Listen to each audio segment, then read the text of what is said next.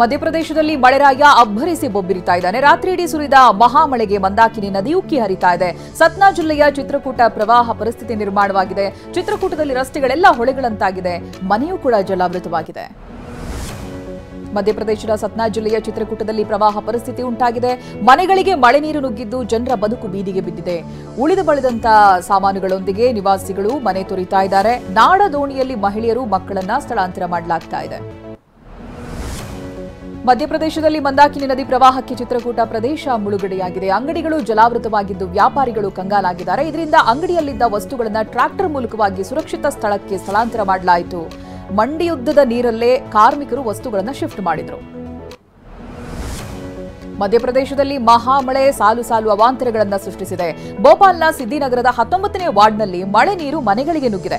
ಮಂಡಿಯುದ್ದ ಮಳೆ ನೀರಲ್ಲಿ ನಿಂತ ಮಹಿಳೆಯರು ಮಕ್ಕಳು ಪ್ರತಿಭಟನೆ ನಡೆಸಿದರು. ಪಾಲಿಕೆ ವಿರುದ್ಧ ಆಕ್ರೋಶ ವ್ಯಕ್ತಪಡಿಸಿದ್ದಾರೆ.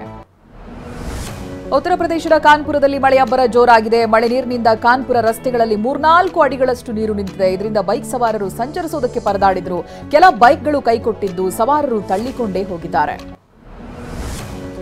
ರಾಜಸ್ಥಾನದಲ್ಲಿ ವರುಣಾರ್ಭಟ ಜೋರಾಗಿದೆ. ದಾಖಲೆಯ ಮಳೆಯಿಂದ ದೆಹಲಿ ಜೈಪುರ ಹೆದ್ದಾರಿಯಲ್ಲಿ ಫ್ಲೈಓವರ್ ಕಾಮಗಾರಿಗೆ ಅಡ್ಡಿಯಾಗಿದೆ. ಇದರಿಂದ ಕೋಟ್ಪುಟ್ಲಿ ಹಾಗೆ ಬೆಹ್ರೋರ್ ಬಳಿ 2 ಕಿಲೋಮೀಟರ್ ಟ್ರಾಫಿಕ್ ಜಾಮ್ ಆಗಿತ್ತು. ನೂರಾರು ಸವಾರರು ಪರದಾಡಿದ್ರು. ಚಿಕ್ಕಮಗಳೂರಿನ ಪಶ್ಚಿಮ ಘಟ್ಟ ಮಲೆನಾಡಿನಲ್ಲಿ ನಿನ್ನೆಯಿಂದಲೂ ಕೂಡ ಧಾರಾಕಾರ ಮಳೆಯಾಗ್ತಾ ಇದೆ. ನಿರಂತರ ಮಳೆಯಿಂದ ಚಿಕ್ಕಮಗಳೂರು ನಗರ, ಶೃಂಗೇರಿ, ಕೊಪ್ಪ, ಎನ್ಆರ್ಪುರ, ಕಳಸ, ಮುಡಿಗೆರೆಯಲ್ಲಿ ಜನಜೀವನ ಅಸ್ತವ್ಯಸ್ತಗೊಂಡಿದೆ. ಮಳೆಯಲ್ಲಿ ವಾಹನ ಸವಾರರು ಪರದಾಡಿದ್ದಾರೆ. ಇನ್ನು ಮಂಗಳೂರಿನ ಎಂಆರ್ಪಿಎಲ್ ಘಟಕದಲ್ಲಿ ವಿಷಾನಿಲ ಸೋರಿಕೆಯಾಗಿ 2 ಸಿಬ್ಬಂದಿ ಮೃತಪಟ್ಟಿದ್ದಾರೆ. ತೈಲ ಶುದ್ಧೀಕರಣ ಘಟಕದ ಆಯಿಲ್ ಮೂವ್ಮೆಂಟ್ ವಿಭಾಗದಲ್ಲಿ ದೀಪಚಂದ್ರ ಭಾರತೀಯ ಹಾಗೆ ಬಿಸಿಲ್ ಪ್ರಸಾದ್ ಇಬ್ಬರು ಕೆಲಸ ಮಾಡ್ತಾ ಇದ್ರು. ಈಗ ಸಾವನ್ನಪ್ಪಿದ್ದಾರೆ. ಘಟಕದಲ್ಲಿ ದೋಷ ಕಂಡು ಬಂದಿದ್ದರಿಂದ ಪರಿಶೀಲನೆಗೆ ತೆರಳಿದ್ದಾರೆ. ರಾಯಚೂರಿನಲ್ಲಿ ಹೃದಯಾಘಾತಕ್ಕೆ ಮತ್ತೊಂದು ಬಲಿಯಾಗಿದೆ. ಡಿ ರಾಂಪುರ್ ಗ್ರಾಮದಲ್ಲಿ 8 ವರ್ಷದ ವೆಂಕಟೇಶ್ ಹಾರ್ಟ್ ಅಟ್ಯಾಕ್ನಿಂದ ಸಾವನ್ನಪ್ಪಿದ್ದಾರೆ.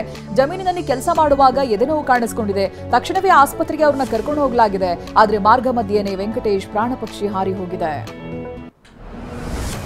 ಹೋಟೆಲ್ನಲ್ಲಿ ಸಿಲಿಂಡರ್ ಸೋರಿಕೆಯಾಗಿ ಬೆಂಕಿ ದಗದಗಿಸಿದೆ. ರಾಯಚೂರು ಜಿಲ್ಲೆಯ ಮಸ್ಕಿ ತಾಲೂಕಿನ ಬುತ್ತಿನ್ನಿ ಗ್ರಾಮದ ವೀರೇಶ್ ಎಂಬುವರ ಹೋಟೆಲ್ನಲ್ಲಿ ಸಿಲಿಂಡರ್ ಸ್ಫೋಟಗೊಂಡಿದೆ. ಬೆಂಕಿಯ ಕೆನ್ನಾಲಿಗೆಯಲ್ಲಿ ಹೋಟೆಲ್ನಲ್ಲಿದ್ದ ಅಪಾರ ಪ್ರಮಾಣದ ವಸ್ತುಗಳು ಸುಟ್ಟು ಭಸ್ಮವಾಗಿದೆ. ಉತ್ತರ ಕನ್ನಡ ಜಿಲ್ಲೆಯ ಗುಹೆಯಲ್ಲಿದ್ದ ವಿದೇಶಿ ಮಹಿಳೆ 2 ಮಕ್ಕಳನ್ನ ಗೋಕರ್ಣ ಪೊಲೀಸರು ರಕ್ಷಣೆ ಮಾಡಿದ್ದಾರೆ. ಕುಮಟಾ ತಾಲೂಕಿನ ಗೋಕರ್ಣ ರಾಮತೀರ್ಥ ಬಳಿಯ ಗುಹೆಯಲ್ಲಿ ರಷ್ಯಾ ಮೂಲದ ಮಹಿಳೆ ಮಕ್ಕಳ ಜೊತೆಗೆ ವಾಸವಾಗಿದ್ರು. ಪೊಲೀಸರು ಗಸ್ತು ಹಾಕುವಾಗ ರಷ್ಯನ್ ಮಹಿಳೆ ಪತ್ತೆಯಾಗಿದ್ದಾರೆ. ಬೆಂಗಳೂರಿನಲ್ಲಿ ಚಲಿಸ್ತಾ ಇದ್ದ ಕಾರಿನ ಮೇಲೆ ಮರವೊಂದು ಬುಡ ಸಮೇತ ಬಿದ್ದಿದೆ. ಶೇಷಾದ್ರಿಪುರ ಕಾನೂನು ಕಾಲೇಜಿನ ಬಳಿ ಮರ ಬಿದ್ದಿದ್ದು ಅದೃಷ್ಟವಶಾತ್ ಚಾಲಕ ಪ್ರಾಣಾಪಾಯದಿಂದ ಪಾರಾಗಿದ್ದಾರೆ. ಮರ ಬಿದ್ದ ರಭಸಕ್ಕೆ 3 ವಿದ್ಯುತ್ ಕಂಬಗಳು ಧರಾಶಾಹಿಯಾಗಿದೆ. ಬೆಂಗಳೂರಿನಲ್ಲಿ ವಿಕೃತ ಕಾಮಿಯ ಬಂಧನವಾಗಿದೆ. ತಾಯಿ ಮಗಳು ಸ್ನಾನ ಮಾಡ್ತಾ ಇದ್ದಂತ ವಿಡಿಯೋವನ್ನ ಸೆರೆ ಹಿಡಿದಿದ್ದ ಮೊಯಿನುದ್ದೀನ್ ಎಂಬಾತನನ್ನ ಬಂಧಿಸಲಾಗಿದೆ. ಆರೋಪಿಯನ್ನ ಬಂಧಿಸಿದ ಬಳಿಕ ಪೊಲೀಸರು ಮೊಬೈಲ್ ಪರಿಶೀಲನೆ ಮಾಡಿದಾಗ ಸ್ನಾನ ಮಾಡುವಂತ ವಿಡಿಯೋವನ್ನ ಡಿಲೀಟ್ ಮಾಡಿದ್ದಾರೆ. ನಂತರ ಪರಪನಾಗ್ರಹಾರ ಜೈಲಿಗೆ ಕಳಿಸಿದ್ದಾರೆ.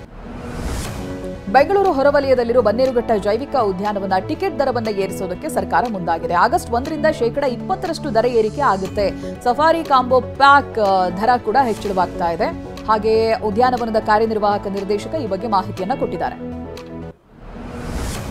ಮಳೆಗಾಲದಲ್ಲಿ ಬೆಂಗಳೂರು ಸೇರಿ ಅನೇಕ ಕಡೆಗಳಲ್ಲಿ ಡೆಂಗಿ ಪ್ರಕರಣ ಹೆಚ್ಚುತ್ತಾ ಇದೆ. ಡೆಂಗಿ ಪ್ರಕರಣ ನಿಯಂತ್ರಣಕ್ಕೆ ಆರೋಗ್ಯ ಇಲಾಖೆ ಸಜ್ಜಾಗಿದ್ದು ಸೊಳ್ಳೆಗಳ ನಾಶಕ್ಕೆ ಇಲಾಖೆ 7.25 ಕೋಟಿ ಹಣ ಮೀಸಲಿಟ್ಟಿದೆ. ಲಾರ್ವಾಗಳ ನಿರ್ಮೂಲನೆಗೆ 1500 ಸ್ವಯಂ ಸೇವಕರನ್ನು ನಿಯೋಜಿಸುವುದಕ್ಕೆ ಆರೋಗ್ಯ ಇಲಾಖೆ ಮುಂದಾಗಿದೆ.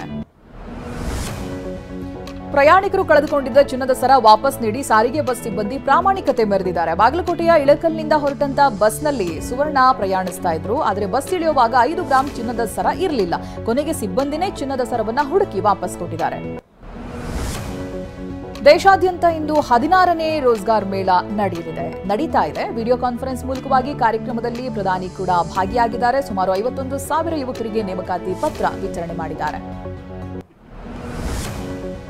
ಮಹಾರಾಷ್ಟ್ರದ ಶಿರಡಿ ಸಾಯಿಬಾಬಾ ಸನ್ನಿಧಿಗೆ ಡಿಸಿಎಂ ಡಿಕೆ ಶಿವಕುಮಾರ್ ಕುಟುಂಬ ಸಮೇತರಾಗಿ ತೆರಳಿದ್ದಾರೆ. ದೇವನಹಳ್ಳಿ ಬಳಿಯ ಕೆಂಪೇಗೌಡ ಏರ್ಪೋರ್ಟ್ನಿಂದ ವಿಶೇಷ ವಿಮಾನದಲ್ಲಿ ಪ್ರಯಾಣಿಸಿದ್ದಾರೆ. ಶಿರಡಿ ಸಾಯಿಬಾಬಾ ಆಶೀರ್ವಾದ ಪಡೆಯಲಿದ್ದಾರೆ.